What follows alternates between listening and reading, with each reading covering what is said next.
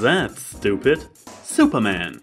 Until the rise of the MCU, I was a total DC kid. I didn't dislike Marvel and I had my shows I enjoyed, but I was all over everything DC. Well, maybe not everything, but still a lot. Especially when it featured a grown man in a black rodent costume. However, one big name from the DC stable never completely clicked with me. Green Arrow. I mean, what's up with that dude? And I don't mean the bow and arrows thing necessarily, that can be pretty cool. But he's a normal dude without any powers, just some wealthy pretty playboy who happened to have been stranded on an island for a while where he learned to survive. Being confronted with and taking down one group of criminals on his way back to society later, and he is like, hey, let's do this all the time from now on. Bruce Wayne is a mentally disturbed psycho, so I can buy his fanatical dedication to a double life as a crime fighter. But Oliver Queen is a fun-loving, well-adjusted bro, who for some reason enjoys risking his life fighting street crime in his home city. I really love this dude, but I just don't get him. And that's stupid. Oh, right, Superman. Yeah, this one comes with a completely different set of problems than Green Arrow. But before we go there, let me point out I have nothing against the personality of Big Blue. On the contrary, he is probably one of the most relatable characters, with his normal day job and all. The idealistic farm boy who manages to keep his heart of gold even in the face of the evil he deals with on a regular basis. That's a pretty inspiring and beautiful story. His desire to live a normal human life as Clark Kent while being quite literally superhuman allows for many interesting conflicts. But this is also where the problems begin. His superiority started out with super strength and the ability to jump good, what is admittedly not very impressive compared to the average superhero. However, throughout the Silver and Bronze Age, writers kept granting him more and more powers to outright comical proportions. We all are familiar with his ability to fly, his X-ray and heat vision, and that he is bulletproof. However, at times he was able to push entire planets, see across interstellar distances as well as into the atomic level, mind control people, survive indefinitely without food, water, rest or even air, had genius level intelligence, and in addition to invulnerability, he also had a healing factor, because should he ever get confronted with something that can actually harm him for a change, like a goddamn nuke, he needs to be able to regenerate right away. Apparently the idea was that since he is a literal Superman, writers don't need to hold back giving him whatever power they wanted to use in a story. I have the power to have all the powers I want. That doesn't count, fat ass! The feature creep made him so overpowered that they literally had to invent a fictional substance to give him any weakness at all. And since only Kryptonite could create any challenge for Superman to begin with at this point, it suddenly was super common so that every ordinary street crook could have some. What makes this already pretty contrived setup even harder to swallow, the reason why Kryptonite has this weakening effect on Superman is because it comes from his home planet Krypton, a place where Superman would be basically a normal human without any of the aforementioned powers. To reiterate, on his home planet a Kryptonian is just like you and me, normal senses, no flying, no super strength, speed or any silly mind powers. The moment he crosses to our world, his body suddenly develops all kinds of abilities that basically turn him into a god. And the explanation for this? Yellow sunlight. Wow! From all the comic book pseudoscience I have heard over the years, this one takes the cake.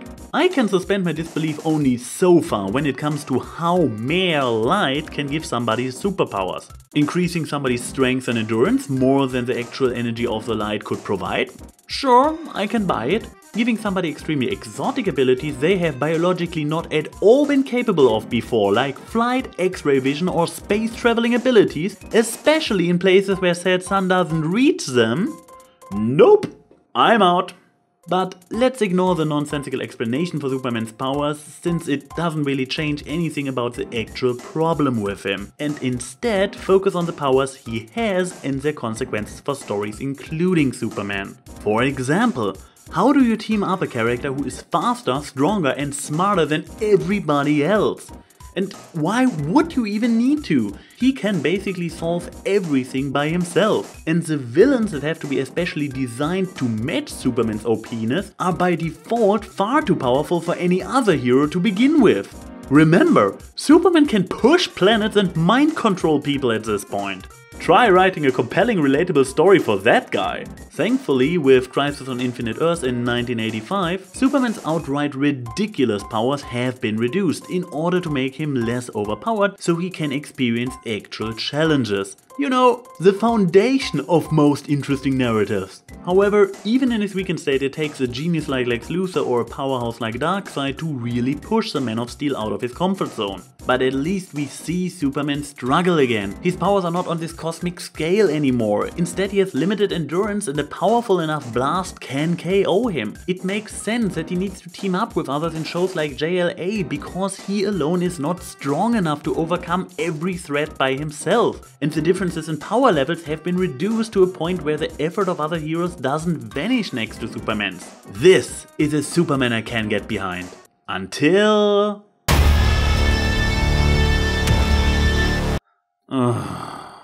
Spoiler warning for Justice League, I guess. The issue I'm about to address probably already started with the reboot of Superman and Man of Steel, but it becomes the most obvious in Justice League. Superman's story-breaking overpoweredness is back.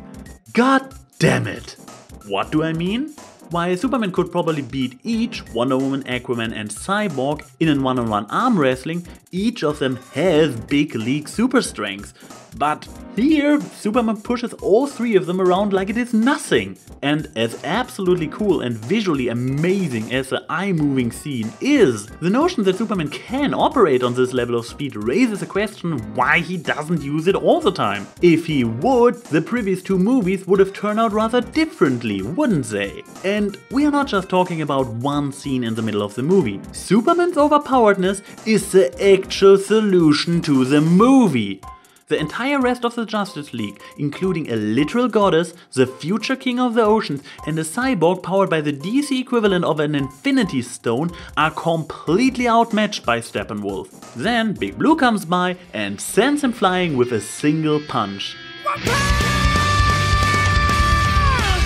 By returning Superman to this level of power, the DCEU is dismissing decades of growth and regressing to the stage of the Silver Age. This is bad enough for Superman as a standalone character, but it is even worse for a team-up movie in which he now renders the titular Justice League completely pointless because he can literally do everything they can do better.